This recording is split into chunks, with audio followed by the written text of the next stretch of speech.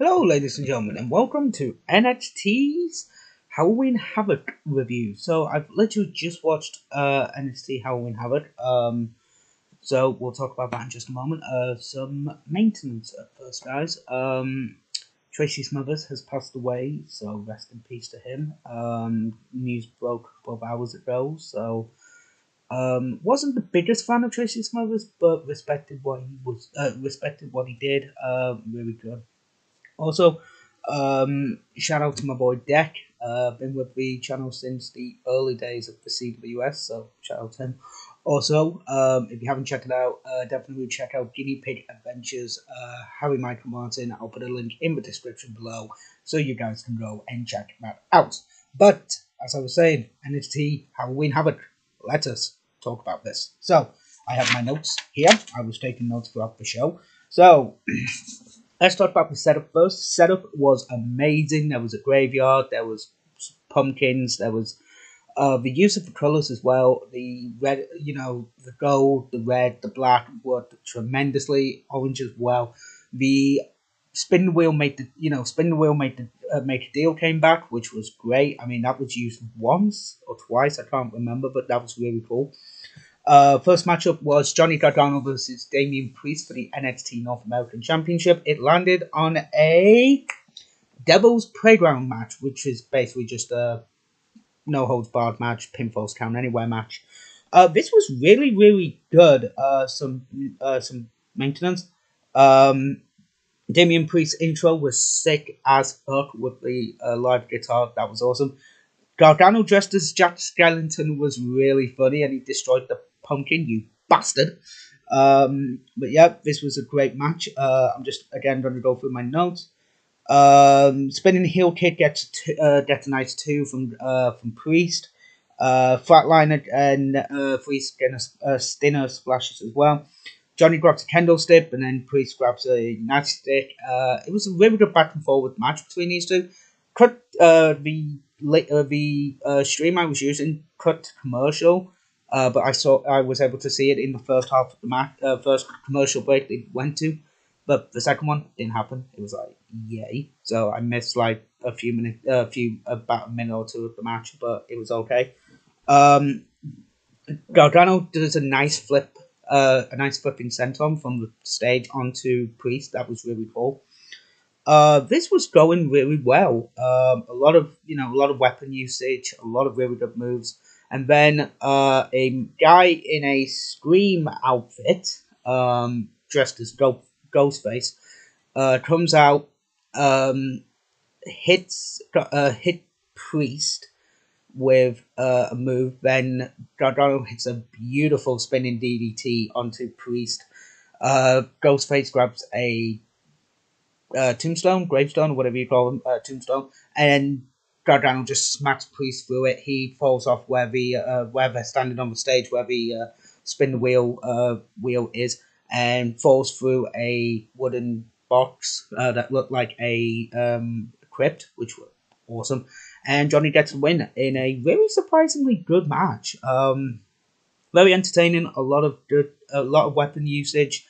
Dropped the story over, and it was a really good match. Johnny's the new NXT North American champion, so yeah, happy for him.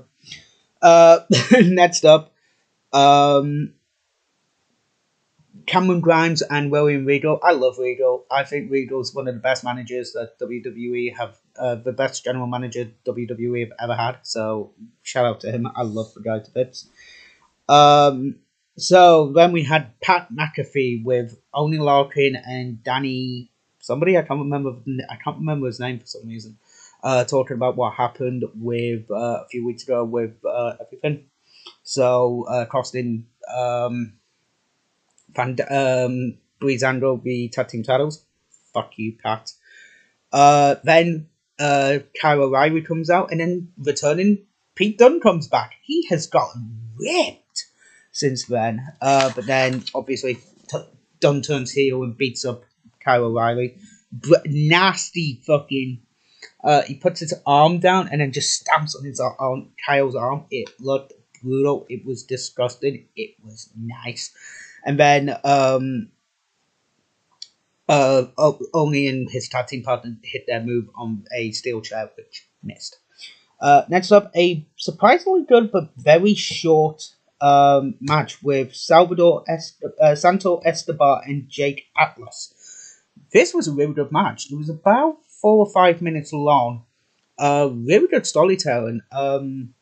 With Santos paying tribute to Day of the Dead and also Eddie versus Rey Mysterio at Halloween Havoc 1997. Surprising. But yeah, it was a really good match. Again, it was quick though. That's my only problem with the match. It was a quick match. It should have been. I think it should have gone a bit longer, personally. Probably about another 2 or 3 minutes. I think it would have actually helped the match, to be honest. But it was good. Speaking of okay matches, or what was going on, so we had an Ember Moon promo building up her match with Dakota Kai next week. Then Blackheart says that the Haunted House of Terror match is next. Yay. Also, Walter versus Dragunov. I am so fucking watching that match tomorrow. When this video comes out, it'll be today, technically. Now, the Haunted House of Terrors match. I am getting every single B list horror movie vibe off this. It is brilliant. There was just before we talked about this, Cameron Grimes was about to enter a van, and then Michael P.S. Hayes comes out and basically says about Bad Street USA. I was like, what the fuck? That's brilliant. But yeah, so to the match. Nothing really happened in this match. It was a cinematic style match to begin with, which was good. It was shot really well. I think Jeremy Borash had something to do with it as well. Him, Matt, and Jeff did the Ultimate Deletion, the first one, I think it was Ultimate Deletion at TNA. So it was really good. It was shot really well, I thought. References to Psycho, a Rin reference, a Japanese Rin reference. Fuck yes. Not the American ship version. The American version of the Rin sucks. Japanese version is where it's at. David Dead reference, Poltergeist reference. Every single horror, every single zombie cliche you can think of, roughly. Yeah, it was really fun, I thought. But that's part one. Part two will be in a second. Rhea Ripley versus Raquel Gonzalez. I hope I said that right. Very good hard hit match. Went around the right amount of time. Thought it was really good. Rhea Ripley's always impressive. When she was on the main roster, she impressed the hell out of me. Raquel, this is my first time actually watching her in a match, and it was really good. I thought she was really, really good in this match. A couple of nice submissions. Again, this is when the advertisements came in, and I have to admit, some of the advertisements in America are fucking weird. Like, they are legitimately fucking weird. But yeah, really good match, and Rhea gets the win with the Riptide, so thumbs up. Then we had, we had Drake Maverick dressed up as Hulk Hogan. We then had a giant reference, the Yetis reference, and a Shotmaster reference all in the same segment. It was bloody funny. Then we had Cameron Grimes coming back to the CWC, coming in to basically be like, yay, I've got away from him. Zombies come out, and the match finishes with Loomis getting the win with a submission. It was okay. I mean, that part of the match was decent, but it was a really good match. I liked the cinematic match to begin with. When they're done right, they can be really good. And if they're not in your face all the time, like WWE did for the past 6 fucking months, they can be used really well. So I thought this was good, because we haven't seen one since I think about 4 or 5 months ago. So Extreme Horror Show at Extreme Rules. It's the last one we saw. It was Bray versus Braun in the the Wyatt Swamp fight. And then final match of the night and the main event: Io Shirai versus Candice LeRae for the NXT Women's Championship in a tables, ladders, and scares match for the title. This was really good. A lot of weapons usage, tables, chairs, ladders being used. It was basically just a TLC match, just horrified. Really entertaining. Both women went through tables. Candice went through the ladder, and it was nasty as fuck. Hopefully she hasn't busted her knee when she went to break the table.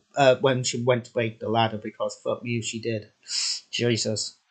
Um, yeah, it was a really good match. Io gets a win. To be honest, I feel like Candice should have gotten the win and done Johnny and Candice as the first married couple champions, called married couple champions, because we had Ghostface come out again, so we don't know who this guy is. Blackheart comes in to basically, electric chair him onto steel chairs, which gets him out of the way, and then Io pushes the ladder away, but Candice is on to then get the win. So yeah, I mean NXT Halloween Havoc. It was a damn good show, very fun, and yeah, definitely entertaining.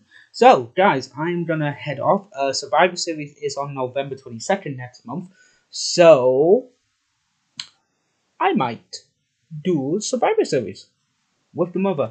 Also, as you guys know, I have the briefcase still. Still don't know what the fuck's in it. So apparently, actually, I got a message from the guy last week, and basically saying that if I basically do predictions and get it right, I'll get the code. If not, then we're gonna, he's gonna drag this fucking thing out until like next year. So I need to win the predictions for next month. So guys, thank you so much for watching. Also, there was a special Halloween edition of the Classic Wrestling series coming out on Saturday for you guys. A Halloween special. Hope you guys enjoy it. I've had I've had two previous episodes recorded. I've got two more coming for you this week. This week and the week after, I have recorded. Halloween is just a very special episode for you guys. But afterwards, I have a small announcement to make when we do the next episode. So, guys, thank you very much for watching. And as always, stay safe, keep it tight, and smile more. See you later, guys.